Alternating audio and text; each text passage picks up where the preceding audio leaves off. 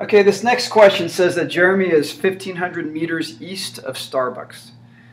He travels west at a constant 25 meters per second. Write an equation that represents his motion. Use Starbucks as the reference point for his position. And then how long will it take him to get to Starbucks, and what's his displacement? All right, the reference point. You need to have, you need to pick a position at, what are you measuring your positions to? All right, it says he's 1,500 meters east of Starbucks. So it sounds like it makes sense that Starbucks would be 0, right? Do you measure from Starbucks? Do you measure from New York City, Times Square? Do you measure from the center of the sun? Do you measure from the supergiant, massive black hole at the center of our galaxy? You need to measure from somewhere, okay? We're going to measure from Starbucks for this problem. You need a reference point to measure distances from and to measure time from. Are we going to measure all of our times from the beginning of period 1? Are we going to measure all of our times from you know, my birth? Makes sense to me. Are we going to measure all of our times throughout this class from the beginning of the Big Bang? Well, that would be awkward. So no, we're going to just, when he starts moving, that'll probably be my starting point for time. Okay, so here's Starbucks.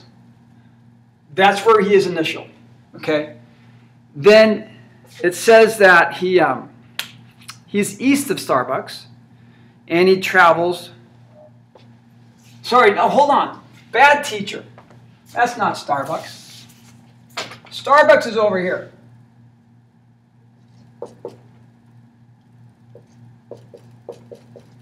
Okay, it's over there. He's over here. That's his initial position. I'm going to make east negative. Why? Because I feel like it. You can make east positive. Why? Because you might feel like it. Whatever. I'm going to make east negative. So his initial position is negative 1,500 meters. All right? That's 1,500 meters east. When you put it into an equation, you have to end up with positive or negative in these one-dimensional questions. Starbucks is where he's headed. And so use Starbucks as the reference point. So this is going to be x, and x is going to be 0. The reference point is 0 kilometers or meters. Okay, so that's 0 meters. Yeah, what's wrong with me? 0 meters. He's going to travel this way. He wants that venti frappuccino. Okay. He is moving with a constant 25 meters per second. So his velocity is a constant 25 meters per second to the westward. Okay. That's going to be positive. He's here, and if he were traveling 25 meters to the east, then that would be negative. He'd be at negative 1,500 meters and then moving further and further negatively if he were traveling eastward, but he's not. He's traveling westward, which is in the opposite direction of east. So even though he's in the eastern segment of the graph, or whatever, of his motion, he has positive motion. West is positive, so he's going to move that way. Okay. So it says, write an equation that represents his motion.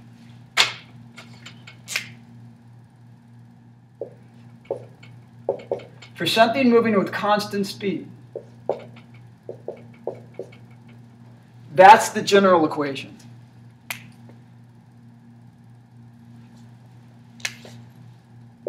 Now, he is moving specifically with a velocity of positive 25 meters per second. And he starts out at negative 1,500 meters. So this is an equation representing his motion. I can figure out at any given moment where he is, given that he started here at negative 1,500 meters east. Forgot my units. 1,500 meters east at 0 seconds. As soon as he started moving, the watch started. So where is he after 1 second? Well, I'd put 1 second in there. 1 times 25 minus 1500. What's that? Negative 1475. Where is he at 2 seconds? I'd put 2 in there. And then, he'd be over here somewhere. Where is he at 3 seconds? He'd be over here. Where is he at 4 seconds? I can solve for his position in any given moment. Given that point in time, I can figure out where he is. That's an equation that represents his motion. The question we're supposed to solve, now that we have that, is how long will it take him to get to Starbucks? Okay, well, Starbucks, so there's the general, that's the equation that represents this motion. How long will it take him to get to Starbucks? All right, so we want to figure out t when x equals 0. So put in 0 for x and solve for t. 0 equals 25t minus 1500. So t equals, I'm going to add that to the other side. 0 plus 1500. And then divide by 25 meters per second. La! I think that's early. Whatever. Okay, I should be able to do this in my head, but I'm not. So I get 60.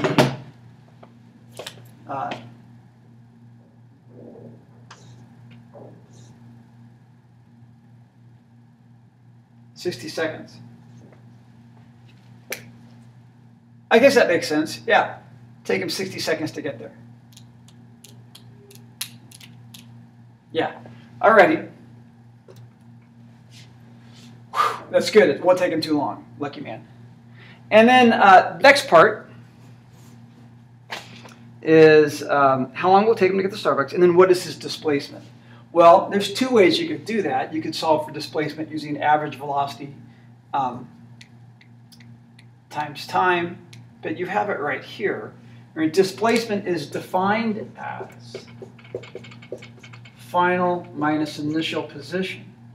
So that 0 minus negative 1500 is a positive 1500 meters. Okay.